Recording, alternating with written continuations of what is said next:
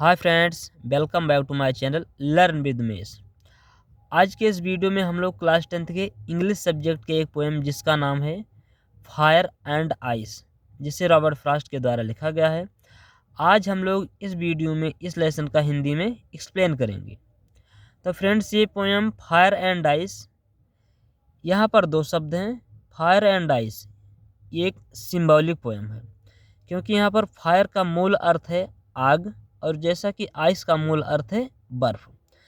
जैसा कि कवि को मानवता के विनाश के बारे में जो यकीन है, वह दुनिया के अंत के बारे में दो अलग अलग चीज़ों से तुलना कर रहा है। जैसा कि कुछ लोगों का कहने का मतलब है कि ये संसार आग से समाप्त होगा, और कुछ लोगों का कहने का मतलब है कि ये संसार बर्फ से समाप्त। और जैसा कि कवि उस पक्ष में है जो लोग कहते हैं कि इस संसार का अंत आग से होगा, और दूसरी ओर इस संबंध में कवि का विश्वास कहता है कि दुनिया को समाप्त करने के लिए बर्फ भी पर्याप्त है। जैसे बर्फ अपने लंबे संपर्क में शरीर को शून्य कर सकता है, ठीक उसी प्रकार नफरत भी हमारे दिमाग को शून्य कर सकती है। कवि कहता है कि आग और बर्फ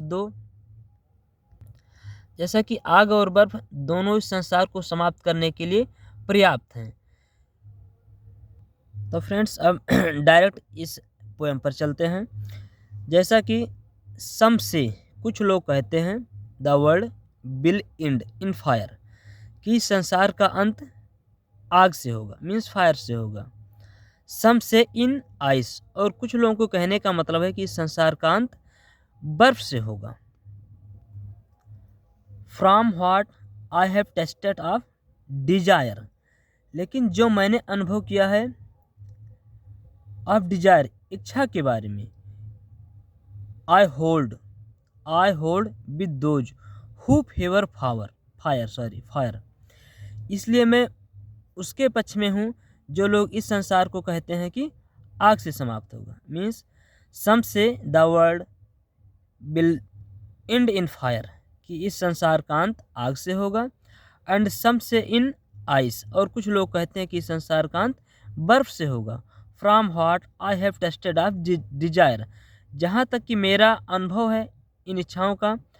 आई होल्ड विद दोज, मैं उन लोगों के साथ हूँ हु फेवर फायर, जो लोग आग के पक्ष में हैं। मीन्स कवि का कहने का मतलब है कि मैं उस पक्ष में हूँ जो लोग कहते हैं कि संसार का अंत आग से होगा।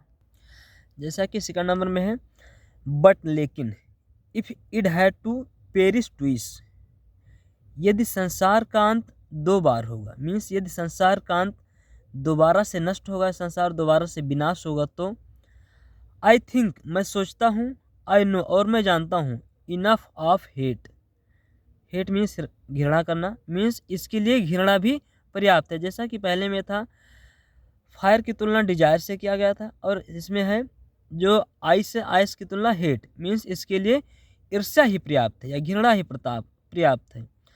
सो दैट ऐसा कहा जा सकता है दैट की for destruction ice is also great, कि संसार का विनाश करने के लिए आग भी महान है, बर्फ भी महान है। टू से ऐसा कहा जा सकता है दैट की for destruction ice is also great, कि संसार का अंत करने के लिए बर्फ भी महान है। एंड वुड सफिश, और ये पर्याप्त है। तो फ्रेंड्स, इस वीडियो में जो फर्स्ट स्टैंजा था उसमें कहने का मतलब है कि कुछ लोगों का कहने का मतलब है कि ये संसार आग से समाप्त होगा, और कुछ लोगों का कहने का मतलब है कि संसार का अंत बर्फ से होगा। जैसा कि इसमें कभी उन लोगों के पक्ष में है जो लोग कहते हैं कि संसार का अंत आग से होगा, और सेकंड नंबर में है यदि ऐसा है कि इस संसार को दोबारा से विनाश किया या विनाश होगा, तो इसमें बर्फ के द्वारा। जैसा कि इसमें कभी कहता है या कभी जानता है कि इस संसार को समाप्त करने के लिए हेट, ईर्ष्या या घृणा ही पर्याप्त है।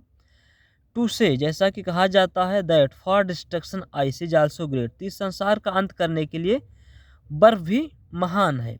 एंड वुड सफिश, और पर्याप्त है।